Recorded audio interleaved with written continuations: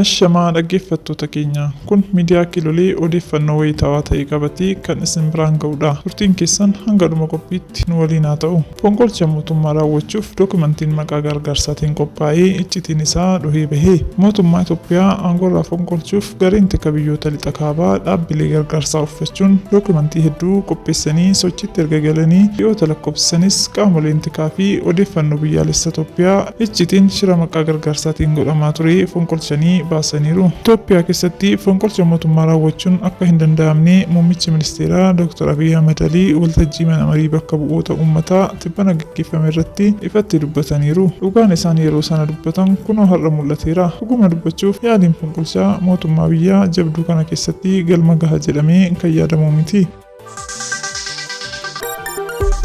Oduu biroon yaadni gaggeessaan Itoophiyaanotaa muummicha ministeeraa Dr. Abiy Ahmed qabatee dirree hojiitti seenee yaada qajeelaa fi injifataa ta'uu kan nu hubachiisu keessaa tokko imalli jijjiiramaa biyya abbichuun taasisaa jiru kan shiraan xaxamee karaatti hin hafne qoraasumaa gara carraatti geeddaruun milkaa'ina dachaa biyyaaf kan galmeessisaa jiru yaada mo'aa qajeeltoo irratti bu'uureffame ta'uu isaati.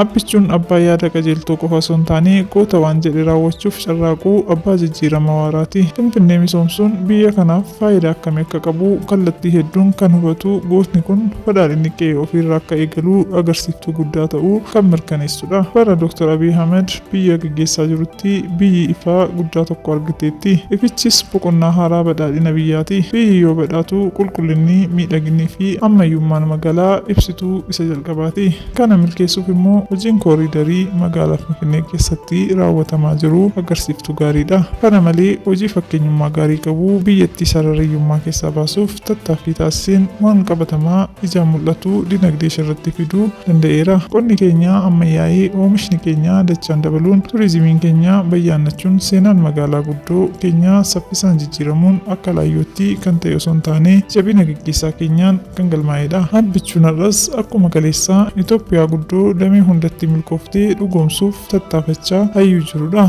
Uummanni Itoophiyaa abbichuuf jaalalaaf kabaja addaa qaba. Yoo isa argan fuula gammachuu guddaan isa simatu. Abdii guddaatti hora. Bakka deemu maratti uummatni kabaja gaggeessaa isaaf qabuu fi gaggeessaa guddina biyyaatti ol kaasuuf adeemu arguun Itoophiyaa badhaatee agarsiisa. Qophii guyyaa har'aa asumaan kolomnaa yeroo dansaa qabaadhaa. Like, share, subscribe gochuun dagatiinaa galatoomaa. Thank you.